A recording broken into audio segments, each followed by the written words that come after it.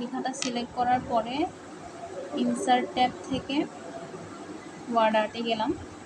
এখান থেকে যে কোনো একটা স্টাইল সিলেক্ট করে নিলাম। তারপর এখান থেকে বিভিন্ন ইফেক্ট অ্যাড করা যাবে, এটা দিলাম। তারপর চাইলে থিন কালার দেওয়া যেতে পারে। এরপর হোম ট্যাবে এসে প্যারাগ্রাফ সেকশন থেকে বর্ডার্সে এসে লেফট বর্ডার, রাইট বর্ডার বা টপ বটম বর্ডার, এখান থেকে অল বর্ডার্সটা সিলেক্ট করলাম। তারপর ড্রতে এসে যদি কোনো কিছু ড্র করা হয়, এটাকে ইরেজ করার জন্য এখান থেকে ইরেজার দিয়ে ইরেজ করা যেতে পারে।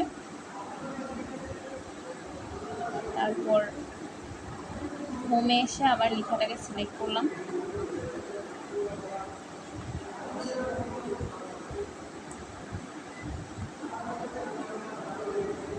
এখান থেকে প্যারালাল ট্রান্সলেটে গিয়ে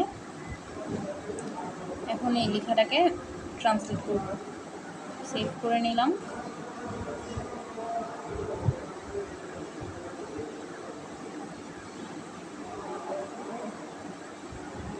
এটা আলবেনিয়ান ভাষায় দেখাচ্ছে। চেঞ্জ করে যদি আমি অ্যারাবিক দেই, তাহলে এটা অ্যারাবিকে দেখাবে।